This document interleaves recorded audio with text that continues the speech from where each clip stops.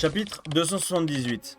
Sur l'arche, Ener se rend compte de ce qu'est en train de faire Conis. Il explique à Nami son mantra, que son pouvoir permet d'identifier, localiser et écouter des gens à distance, mais que maintenant, ça ne change chi pour lui, vu qu'il compte tout détruire. Nami se demande comment elle peut se tirer de là, mais il semble contrarié puis se dirige quelque part. Conis, avec la trompette de ses morts et son bazooka, débarque sur l'île et éclate la gueule de McKinley avec son Waver.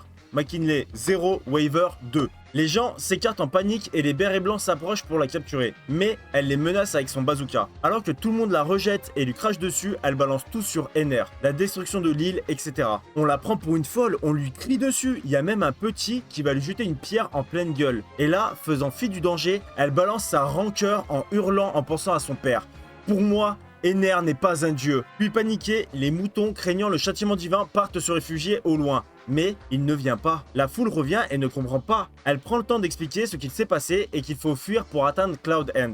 Mais personne n'est favorable à cette idée, ils ont toujours vécu dans les cieux. Et limite, c'est peut-être mieux d'attendre un miracle. Ça ne sert à rien, réplique Conis. Vous savez très bien qu'il est capable de nous faire sombrer dans le désespoir. Attendre un miracle est inutile. Prenez vos vies en main et agissez au lieu de prier. Robin va prendre soin des gens qui l'entourent en les mettant à l'abri. Entre-temps, Luffy, Pierre et Aissa débarquent devant l'Arche Maxime, face à Ener contrarié parce qu'ils viennent de bousiller sa prédiction. Chapitre 279. Sur Angel Island, c'est la panique et l'ensemble des habitants se dirigent vers le port, sauf les familles de l'armée divine qui se demandent ce qu'il s'est passé. Conis, ne voulant pas faire de la peine, dit qu'elle sait rien. McKinley annonce fièrement qu'avec les bérets blancs, ils vont retrouver l'armée divine, mais que pour le moment, ils doivent faire évacuer dans le calme. Il se confie à Conis. Il savait depuis le début qu'Ener était un enculé. Il a une idée de ce qui est arrivé à l'armée, mais là, son objectif, c'est de sauver un maximum de vies pour éviter ce qui s'est passé à Bilka. Bilka, c'est une île céleste au sud d'ici, d'où est originaire Ener. Elle a disparu il y a 6 ans sans laisser la moindre trace, pile à la période où il a débarqué ici. Mais s'ils ont léché les bottes d'Ener, c'est pour faire en sorte de sauver un maximum de vies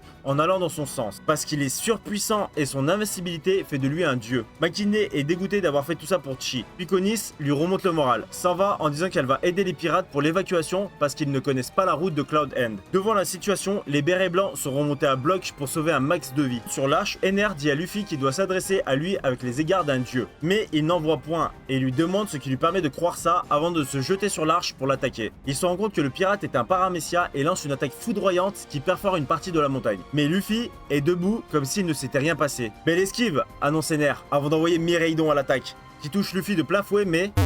Lui voyant ça, il se jette sur lui et lance une nouvelle attaque de 100 millions de volts, elle aussi inefficace. Luffy, agacé, arme son poing, le visage d'Ener est horrifié et prend la droite qui l'amène au sol. Nami comprend que comme il est en caoutchouc, il est immunisé contre la foudre et qu'il est sûrement le seul humain sur Terre à pouvoir le vaincre. Il est l'ennemi naturel de la foudre, l'ennemi naturel de Dieu. Chapitre 280. Ener se relève et demande à Luffy son nom, qui se présente comme un homme caoutchouc, matière qui n'existe pas dans les cieux. Comme la foudre ne marche pas, Ener utilise le mantra. Quelques coups s'échangent et on voit une pensée comme quoi les paramécias ne modifient pas la structure du corps normalement. Pour les types de fruits, on en apprendra plus tard. Vous inquiétez pas, mais pour y voir un peu plus clair, voici un tableau fait par Oda. Luffy est désavantagé face à la prédiction des mouvements. Puis Dieu devine. Les points faibles de son adversaire, ce sont les armes tranchantes. Il s'empresse de modifier la structure de son bâton d'or pour le transformer en trident. Le pirate gagne de la hauteur sur la gigantesque tête en or. Mais la foudre étant conducteur, Ener est capable de la traverser pour réapparaître derrière lui et tente d'enfourcher Luffy qui esquive au dernier moment en attrapant la lance. L'électricité qui circule à l'intérieur le brûle. Notre héros n'a pas dit son dernier mot et d'un coup de pied l'envoie s'éclater contre le pont avant d'enchaîner. Mais Ener l'attrape par les poignets avant de l'enfoncer à travers le bois à son tour. Dieu se dirige vers le poste de commandement de Maxime et dit que rien ni personne ne pourra entraver ses plans. Il l'agira comme il l'entend, comme une divinité. Usant de toute sa puissance, l'arche Maxime prend vie. Elle s'envole sous le regard de la petite Aissa et Pierre. Nami panique et Luffy lui lance son chapeau et affirme en regardant fixement Dieu: pas la peine de stresser, tu es membre de l'équipage du futur roi des pirates. Je t'interdis de prendre cette terre de chien battu. Intrigué, son adversaire demande: le roi des pirates? Et de quel pays cet homme est le souverain? De toutes les mers du monde. Ça sera donc un duel entre le seigneur des cieux et le roi des mers. Chapitre 281. L'arche s'élève arrachant tout sur son passage. Ener explique qu'il a activé la fonction d'Espia qui signifie désespoir et que grâce à son énergie, cette fonction crée des nuages d'éclairs qui vont anéantir l'île. Il fait une démonstration en envoyant un éclair qui s'abat sur Angel Island alors que les gens évacuent. La fille et l'oiseau cheval s'envolent et suivent l'arche. Et les Shandia remarquent que le ciel de Poyard s'assombrit et que ça n'annonce rien de bon. Luffy, énervé de son comportement mégalo, reprend le combat. Le problème, c'est qu'à chaque fois qu'il part la lance, il se brûle. Puis, il innove. Perso, j'aurais plus dit qu'il régresse. En gros, il coupe son cerveau et esquive juste par réflexe. Mais bon, ça mène nulle part parce qu'il se transforme en pieuvre. Je pense que Nami a tout dit. Puis, il a une idée. Cette fois, c'est la bonne. Même si, il a la gueule de l'idée. Il va se mettre face à la paroi d'or et balance des coups dans tous les sens qui rebondissent. Et là, le mantra d'Ener ne sert à rien parce que même Luffy ne sait pas où il tape. Et Ener va prendre cher en essayant de s'approcher. Chapitre 282. L'arche réussit à se libérer de la Wörth. Et tout le monde est surpris malgré la panique de voir un bateau dans les cieux. Pendant que le peuple des cieux évacue, Konis est allé voir les Shandia pour les avertir de la situation. Ener se relève et après un discours complètement ravagé, Luffy repart à l'assaut. Mais son ennemi réplique en chauffant l'or de la tête et crée une boule qui va être comme un énorme boulet sur le bras de Luffy qui le brûle. Ener shoot dans la boule qui passe par-dessus bord. Luffy est contre le garde-fou et Ener dit qu'une fois qu'il sera débarrassé de lui, il dominera le monde. Luffy réplique que sur la mer bleue, il y a des mecs giga forts et que concrètement, il se fourvoie d'illusions. Vexé, il le jette par-dessus bord. Pierre et Aïssa se jettent à son secours, mais Ener en profite pour leur balancer un éclair, puis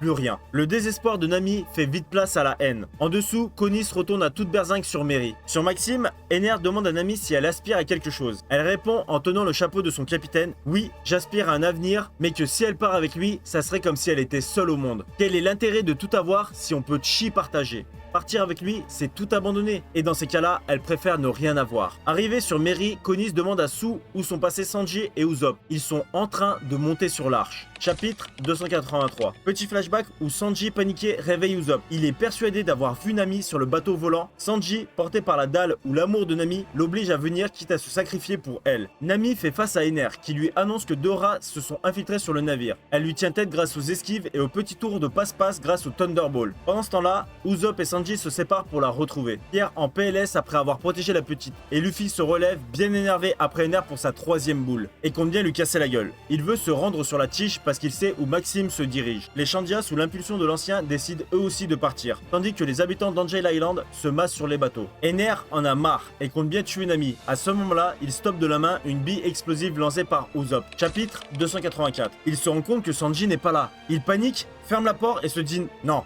je peux pas faire ça ».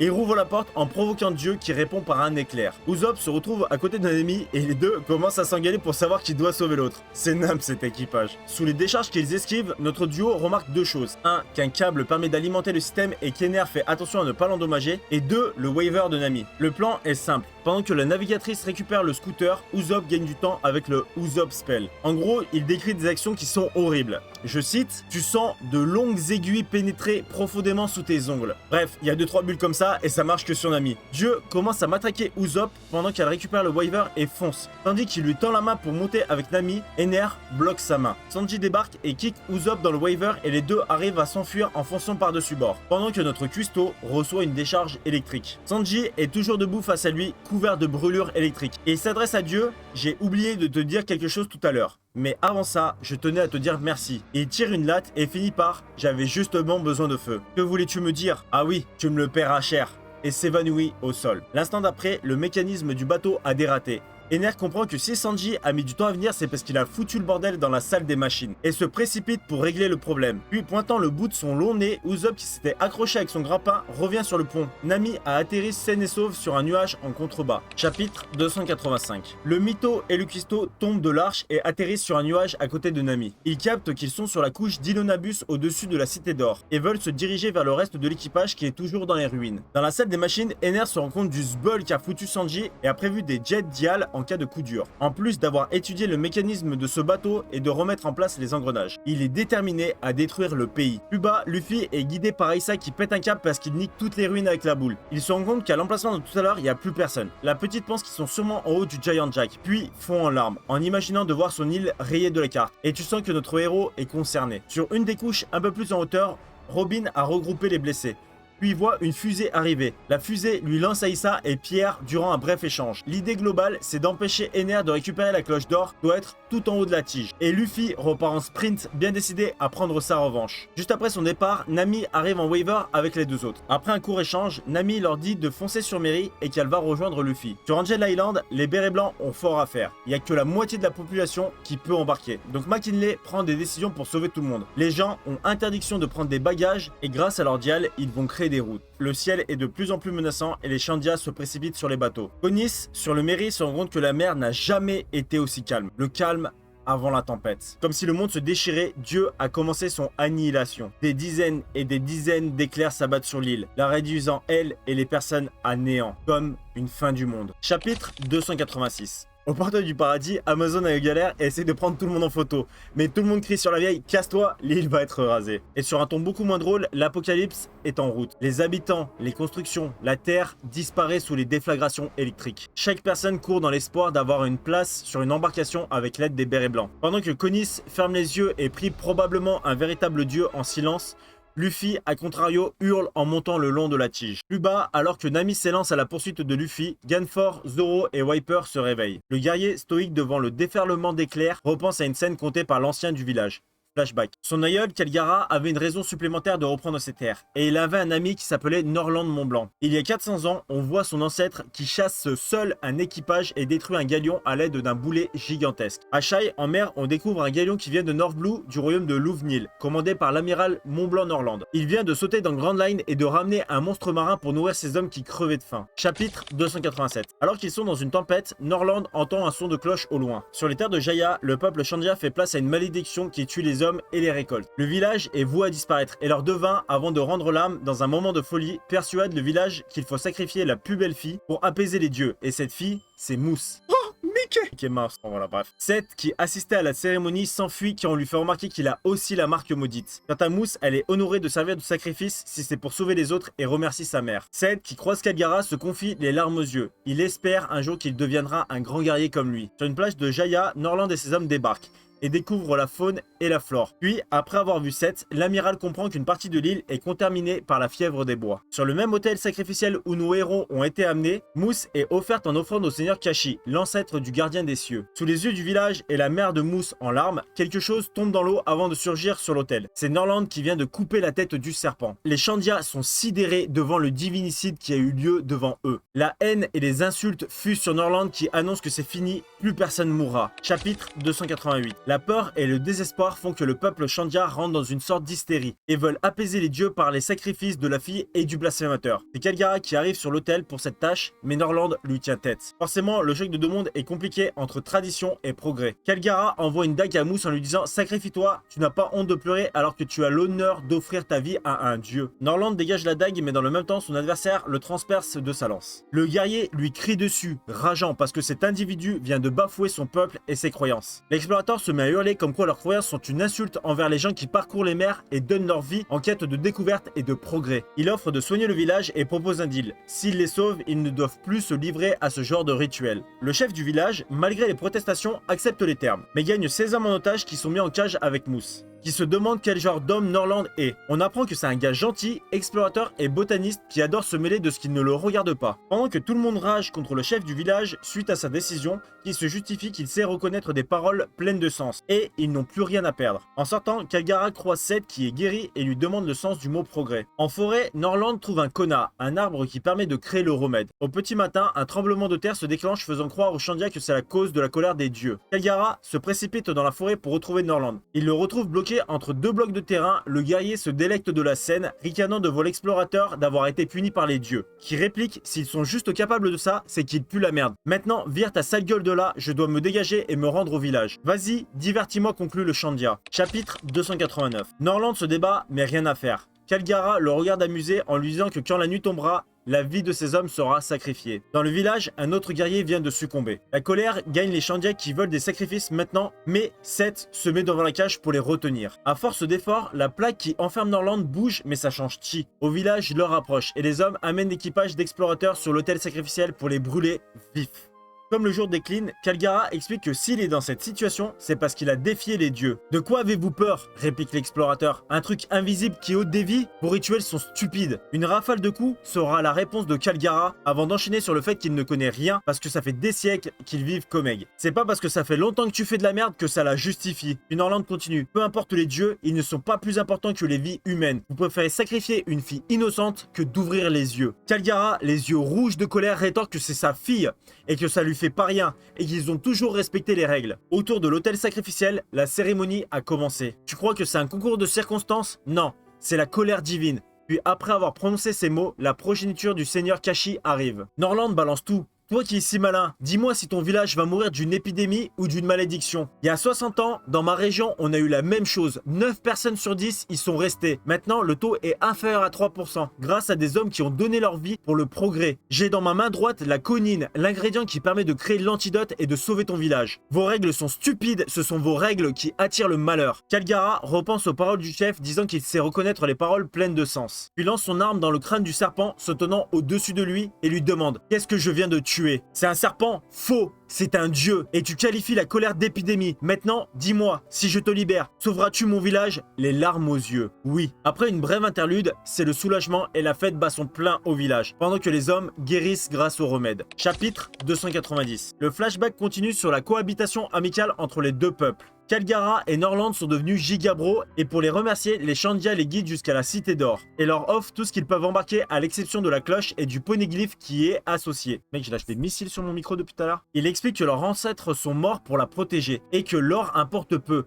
Mais la symbolique de la cloche et principalement de la pierre sont ce pourquoi leur peuple s'est battu. Et elle sert de message pour les esprits de ceux qui sont aux cieux. Et le son de cette cloche, c'est la flamme de Shandora. Bref, Kalgara leur propose de rester pendant un mois, c'est la fête et ça partage des connaissances, etc. Et du jour au lendemain, gros froid. Norland et son équipage ne sont plus les bienvenus. Apparemment, ils ont bafoué l'honneur des Shandia. Norland dit à son équipage qu'ils lèveront l'ancre dans 3 jours, le temps qu'ils s'assurent que l'île ne craint plus d'épidémie. Chapitre 291. Norland se rappelle d'un moment où Kalgara lui propose même la main de sa fille. Et il veut en avoir le cœur net, savoir ce qu'il se passe, il se rend donc dans la Cité d'Or pour demander quel est le problème. La seule réponse qu'il aura, ça sera une lance qui lui érafle la joue et un dégage. La cloche ne sonne plus depuis plusieurs jours et l'ambiance est clairement plus au beau fixe. Pour vous faire un très gros résumé de ce qui a posé problème, c'est que Norland, comme il est botaniste, a coupé de nombreux arbres dans la forêt, parce qu'ils étaient malades, et vecteurs de la fièvre des bois. Le problème c'est que d'un, il n'en a pas parlé aux Shandia, et deux, il ignorait que ces arbres étaient sacrés pour eux. Pour eux, ces arbres abritaient les esprits de leurs aïeuls qui se reposent ici, et la cloche sert à les guider vers les arbres. La veille du départ, Mousse prend l'initiative de voir le doc de l'équipage et lui raconter pourquoi les Shandia ont le démon contre eux. Il comprend la colère, mais lui raconte la raison de pourquoi ils les ont coupés, et le jour se lève ainsi que l'encre du bateau. Nique ta mère. Pour info, Norland, pour diminuer la peine des Shandia avant d'avoir l'info, avait ordonné de laisser l'or sur place. Le doc raconte l'histoire à Norland et Mousse arrive et explique à son père la situation. Les larmes aux yeux, elle lui supplie d'aller le voir sinon il se le pardonnera jamais. Les Shandia sont dégoûtés d'apprendre ça maintenant et savent que la situation est merdique. Kalgara se précipite sur la place pendant que le bateau prend le large. Il ordonne de faire sonner la cloche comme jamais auparavant. Et sur le bord de la plage, il hurle à Norland. « Reviens nous voir, mon ami !»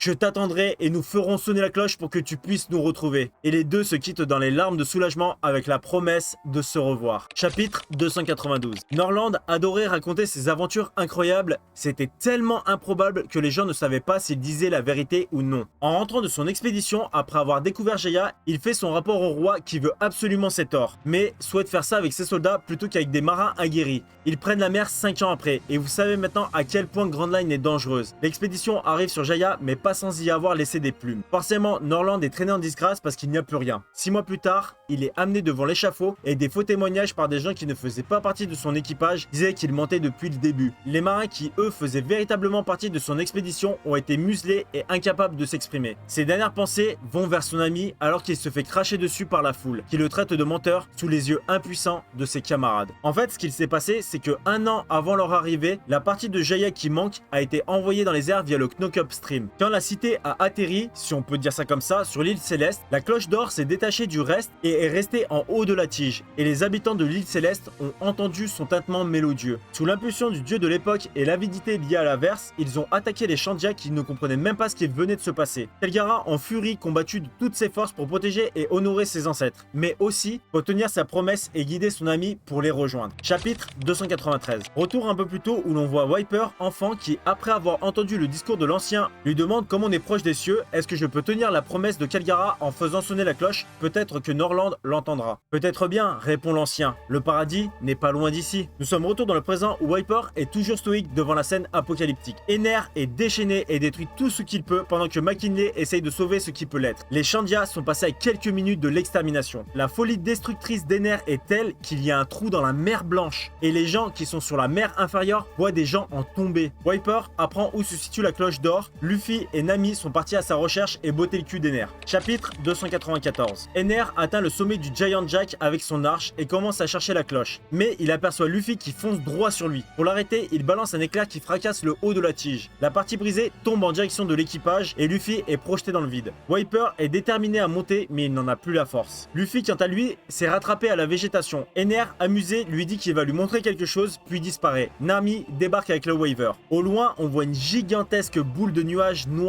électriques en train de s'abattre sur Angel Island alors que les habitants sont toujours en train d'évacuer. Les spectateurs découvrent une scène de dévastation où Reigo, le nuage, donne l'impression d'une bombe nucléaire qui juste a vaporisé Angel Island, laissant uniquement un trou béant dans le paysage. Les gens ne savent même pas comment réagir ou sont pris par le désespoir par un tel déchaînement de violence, tandis que les éclairs reprennent. Nami souhaite quitter l'île avec son capitaine au plus vite qui répondra que non. La cloche est tout près et la cité d'or existe.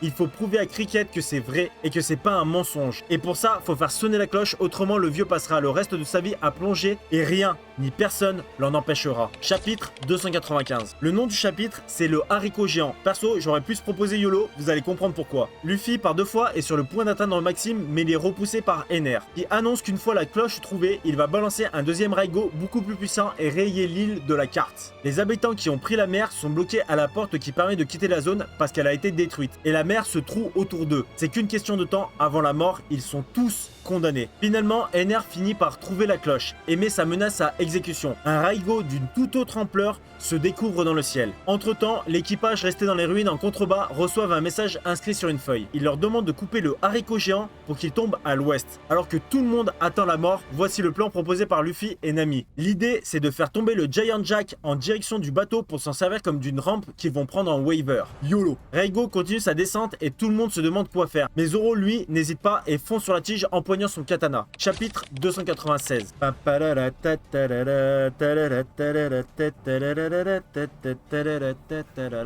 Maintenant qu'il a la cloche en main, plus rien ne peut s'opposer entre lui et Ferryver. Le sabreur finit par découper une large partie de la tige avant qu'un éclair s'abatte sur lui. Au passage, ça m'a fait rire parce que le premier truc auquel j'ai pensé, c'est que Zoro doit découper un truc pour qu'il tombe à l'ouest et il s'est pas trompé. Mais elle ne bouge pas. En dessous, Nora se réveille puis motivé par les souvenirs de la cloche, le serpent, alors me demandez pas comment c'est possible, hein, c'est qu'il faut faire tomber la tige qui penche un peu plus mais ça ne suffit toujours pas. Konis se dit si seulement j'avais agi plus tôt face à Ener. Et les Shandia ainsi que les habitants des cieux font face au désespoir. Pendant ce temps-là, McKinley a pris une décision et ses hommes tentent de l'en dissuader. Wiper a les boules parce que pour lui, il est hors de question que le gamin au chapeau de paille fasse sonner la cloche. C'est à un Shandia de le faire. Usopp charge à son tour pour essayer de faire céder la tige. Le descendant de Kelgara apprend de Robin que son capitaine est timbré et qu'il fait tout ça pour le descendant de Norland dont le nom a été traîné en disgrâce et que son but est de faire sonner la cloche et de prouver à Cricket que l'île existe. Wiper, les larmes aux yeux et pour qui le peuple Shandia et les aïeuls ont une extrême importance, réalise qu'ils ont le même but, rallumer la flamme pour la promesse faite il y a 400 ans entre Kelgara et Norland. Wiper pose une main affectueuse sur le chapeau de la petite Aissa avant d'utiliser le reject une nouvelle fois et s'effondrer au sol. Son corps a atteint sa limite. Mais ça marche, la tige penche. Plus haut, c'est le moment YOLO. Luffy et Nami foncent sur le Waver, direction Maxime. La réponse de Dieu, détruire Upper Yard. Chapitre 297. Tout le monde a les yeux rivés sur Upper Yard qui se fait marteler d'éclairs pendant que la tige chute en direction de Maxime. Nami et Luffy continuent l'ascension de celle-ci, ils savent qu'ils n'auront pas d'autre chance. En contrebas, Wiper s'exprime fièrement pendant que l'explosion électrique ravage la cité. Ça ne sert à rien, Ener. Tu ne pourras jamais mettre à mal la glorieuse histoire de nos guerriers. Peu importe tes pouvoirs, ce que tu détruis ou brûles, tu ne pourras jamais vaincre cette force qui est la nôtre parce que la Terre ne s'avoue jamais vaincue. Et effectivement, Upper Yard se maintient fièrement face à un dieu qui est déçu de voir que finalement, ses pouvoirs ne sont pas infinis. Wiper regrette d'avoir attendu 400 ans pour se rendre compte de ça et s'en remet au chapeau de paille qui a pris la rampe tige à fond et comme c'est un mec super sympa, il jump du Waver en direction du Raigo qui se rapproche dangereusement pendant que Nami chute dans un nuage en contrebas. Tout le monde a les yeux rivés vers le ciel en attendant la fin. Ener est sûr de sa victoire étant persuadé que Luffy va y rester. Mais notre héros a un plan. Il se sert du boulet d'or pour capter les décharges et le fait virevolter de partout dans Raigo. La décision qu'a pris McKinley avant était de prier. Konis Conis hurle au seigneur de les aider, et l'ensemble des hommes, femmes et enfants se retrouvent la tête baissée, les mains jointes, voire à genoux, pour demander l'aide d'un vrai dieu. À force d'acharnement, Luffy, à force de la matraquer, fait imploser Raigo, laissant place à un grand halo de lumière. Chapitre 298. L'éclaircie s'affiche sur les visages comme une lueur d'espoir et des cris retentissent vers Luffy. D'abord celui d'Usopp qui le félicite, Wiper qui met ses espoirs dans ses mains, lui demandant de ranimer la flamme, et finalement Genfort qui souhaite faire entendre le chant de l'île. Notre héros repart à l'assaut. En réponse, Dieu déploie toute sa puissance et prend la forme d'une sorte de Bouddha électrique. Il est persuadé qu'un vulgaire paramécia ne peut chi contre un Logia. Luffy fonce, ne ressentant pas les attaques électriques, et crie « Tu me pètes les couilles avec tes histoires de dieu. Un dieu, c'est fait pour sauver des vies, pas pour tout détruire avant de lui mettre un giga coup dans la gueule. » Par contre, au dernier moment, Luffy a saisi le trident qui lui arrivait dans le dos avant qu'il ne le transperce complètement. Là, il se retrouve bloqué dans les airs avec deux choix, se battre et se faire planter, ou esquiver mais il tombe dans le vide. Il doit prendre cette décision alors qu'il est en train d'être brûlé. Remémorant les larmes d'Aïssa et de Conis, il fait un backflip pour se libérer du trident et se rattrape sur le nuage de Nami avec l'élasticité et l'élan du boulet d'or, se propulse avec l'attaque roquette au niveau de l'arche et annonce qu'il continuera jusqu'à faire sonner la cloche. Ener est prêt à contre-attaquer. Luffy arme son bras et balance l'attaque carabine dorée. Elle est d'une telle vitesse qu'elle percute Dieu de plein fouet qui reste bloqué dessus, tandis que la boule continue sa course jusqu'à la cloche, détruisant une partie de l'arche. Les yeux et les espoirs sont dirigés vers le ciel alors que Luffy a des pensées pour tous les gens qui ont vécu l'injustice, et Luffy hurle « C'est pour toi, le vieux !» Son attaque écrase Ener entre la boule d'or qui s'éclate à cause de la violence de l'impact et la cloche qui 400 ans après résonne enfin, prouvant à Cricket que la Cité d'Or était dans le ciel et respectant la promesse de leurs ancêtres Norland et Kalgara. Il a réussi, il a ranimé la flamme de Shandora. Chapitre 299. Ener est vaincu et la cloche tombe dans le vide. Cette dernière fait entendre son chant mélodieux à travers toute l'île et même au-delà. Genfort, gagné par l'émotion, fond en larmes. Les habitants de l'île Céleste font face à un miracle, la fin de la guerre et la promesse entre deux hommes qui a été réalisée. Tout le monde sur l'île, y compris les Southbird et Nora, ressentent le tintement sacré. Wiper a le poids de 4 siècles qui s'enlève de ses épaules. Et à 10 000 km plus bas, sur la mer bleue, les yeux rivés vers les cieux, les forces simiesques et particulièrement Cricket est persuadé d'une chose, ils ont réussi. Vous vous souvenez des monstres géants qui leur avaient fait presque une crise cardiaque à eux et à la tortue ? Il est expliqué que c'est probablement dû au reflet de la silhouette des gens qui habitent dans les cieux. Le son ne peut signifier qu'une seule chose. Norland n'était pas un menteur. Et là, la silhouette de Luffy célébrant apparaît dans le ciel comme pour dire « J'ai réussi vieux, la cité d'or était là-haut depuis tout ce temps ». Pour Cricket, c'est aussi 400 ans d'humiliation injustifiée qui, à ses yeux, sont enfin terminés. Ils font en larmes, soulagés de savoir qu'ils vont bien avec les deux singes qui ont le sourire aux lèvres. L'arche, la cloche et Ener sont engloutis par la mer de nuages. Célébration pour tout le monde, Luffy s'allonge avec Nami qui se demande si le vieux a pu l'entendre. La flamme de Shandora est symbole de la cité, annonciateur de la fin de la guerre. Ce chandelier contenant des promesses d'il y a 4 siècles pouvait dire qu'une seule chose. Et il pouvait être fier parce qu'elle a indiqué à tout le monde « Nous sommes ici, nous sommes là ». Chapitre 300. Je vous fais un très gros résumé du chapitre, mais on retrouve Lucky, Braham, Kamikiri et Gembo. Chopper commence à ausculter Wiper et la petite Aïssa demande « Il va guérir monsieur le raton laveur ?» Qui va répondre « Je suis un reine, bordel de merde !» Et oui, il va s'en sortir. Malheureusement, cette histoire ne récoltera pas un sou à notre équipage. Mais Luffy a trouvé la réserve de bouffe des prélats et elle est gigantesque. Pagaya est vivant. Tous les habitants célestes qui ont réussi à atteindre Cloud End sont en train de revenir sur Upper Yard via la Milky Road créée par l'armée divine. Elle aussi en vie. Genfort ne souhaite plus qu'on l'appelle Dieu, les prélats sont bannis et Ener est toujours en vie. Et son arche, Maxime, fonctionne toujours. Il s'envole dans le secret seul vers Ferryver. Une terre qui est consacrée, une terre pour un dieu. Puis quand Wiper se réveille, il se rend compte que malgré leur passé, les Shandia et les habitants de l'île Céleste cohabitent. Plus personne ne souhaite se battre. C'est la fête et tout le monde participe au festin. Chapitre 301. Faites gaffe, c'est long et important. Tout le monde dort après la fiesta. Luffy réveille Nami et lui dit « Réveille les autres, on prend l'or et on se garave ». Commence à crier, ça réveille tout l'équipage qui fait un scandale et tire tout le monde du sommeil. Mais le plan est donné, ça serait dommage de quitter l'île Céleste avec des regrets. Surtout qu'ils vont pas revenir souvent. Les Shandia ont retrouvé la cloche et sont en train de la remonter. Puis Robin a l'air songeuse.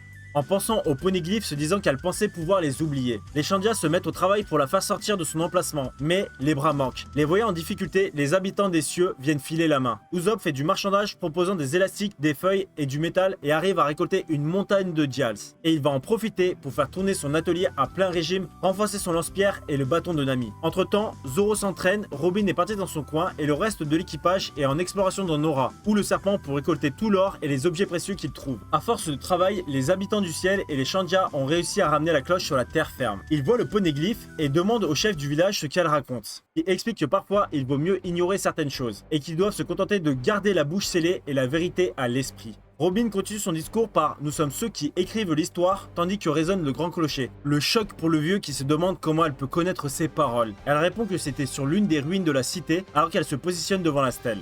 Il l'interroge « Ça veut dire que tu sais la lire ?» Je vous cite la réponse de Robin.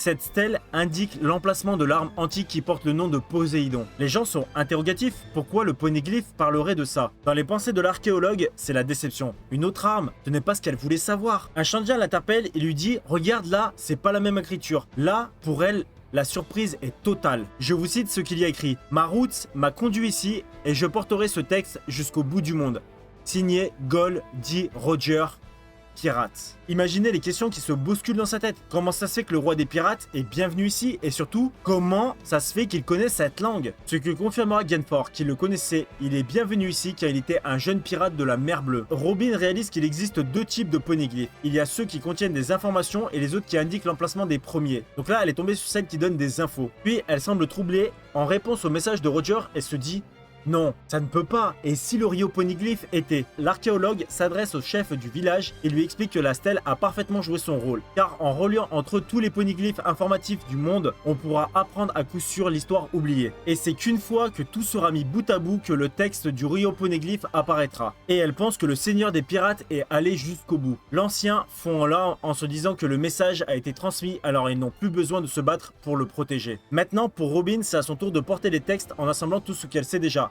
jusqu'à Raftel. En remerciement, les Shandia proposent un pilier de la cloche d'or qu'ils emportent aux mairies car forcément, la cloche a toujours une symbolique pour eux. Genfor demande à Robin si le gamin au chapeau de paille serait pas le fils de Roger. Elle dit « Je pense pas, il s'appelle Monkey D. Luffy, mais je ne cesse de l'observer avec une grande curiosité. » Le vieux est surpris à l'énonciation du D dans son nom de famille, et que forcément ces gens-là sont liés à l'histoire. Dans les ruines, les gars sont chargés d'or, mais se demandent ce que fout Robin, où sont passés les habitants. Zoro dit « Balek, je me casse sans elle. » Les gars se foutent de sa gueule et les singes commencent à s'embrouiller. Robin arrive avec tous les gens qui portent le pilier. Luffy dit « Vite! On se garave, on leur atchourave leur or !» Et les habitants comprennent qu'ils veulent partir, et là, il y a une sorte de quiproquo où les habitants veulent pas qu'ils partent sans leur cadeau et leur courent après, et les pirates pensent qu'ils leur courent après pour l'or. Robin rigole et suit son équipage qui s'enfuit. Chapitre 302. Les gens sont déçus de ne pas avoir pu dire au revoir à leur sauveur. Lucky est en train de couper les cheveux de Aissa et lui dit que maintenant, elle lui coupera que les pointes comme ils n'ont plus besoin de se battre. Sur le reste de l'île, les gens supplient Genfor de reprendre sa place de dieu, qui est à même de diriger les deux peuples. Sur le bateau, c'est la folie à la vue de l'or et tout le monde veut faire ses petits achats. Pour la blague, Luffy veut une grande statue de bronze, Usopp des canons, Sanji un frigo avec un cadenas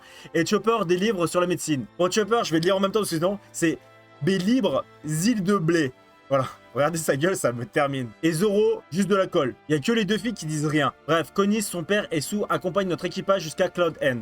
Forcément, un peu de déception à l'idée de quitter cette zone. Les au revoir et les remerciements se font. Ah oui, le Saucebird qui les a guidés ici revient squatter le bateau. Le Logpose pointe vers la prochaine île et la Konis annonce « Attention à la chute » et après la porte, plus rien. Le vide, grosse panique, mais Konis souffle dans un sifflet qui invoque une pieuvre ballon. C'est une montgolfière qui va les amener sur la mer Bleue, pépère. Ils continuent la descente et en guise de revoir, les habitants de l'île Céleste et les Shandia font sonner la cloche exactement comme il y a 400 ans entre Norland et Calgara. Avec remerciements et au revoir, avec une promesse de faire sonner la cloche pour les guider à nouveau jusqu'en mer. Ainsi se termine l'arc et la saga Skypiea.